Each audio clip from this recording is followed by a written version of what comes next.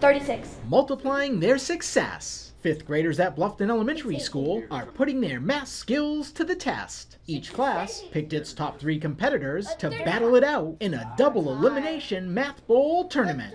By mastering multiplication facts now, these students are building the speed and confidence they'll need to succeed in middle and high school. I really hope that this whole activity motivated the students to want to learn their facts and want to be proficient with fact fluency of multiplication facts. Not only did the competition help the winner sharpen her multiplication skills, Math Bowl champion!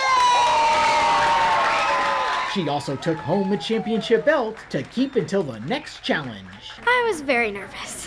I feel like I didn't really know my multiplication facts, and this completely changed my mind on that. All the students have been working hard, learning their facts and preparing to compete. We would take little tests, and whichever questions that we didn't get right or fast enough, we would go home and study them. In class, we would do flashcards where our teacher, she would put one up, and then we would each, one person would go to another, and we would stand up, and whoever got it quickest would continue going. And at home, I did flashcards. This event is a great way to keep learning fun while helping students master essential skills. I will tell you, all students want to learn their math facts and they want to be the top person and win that belt. And we even said, who wants to take it from Charlie next time? And they're like, me. So Charlie, watch out, they're coming for you. The next math challenge will be in December when students face off in a division math bowl.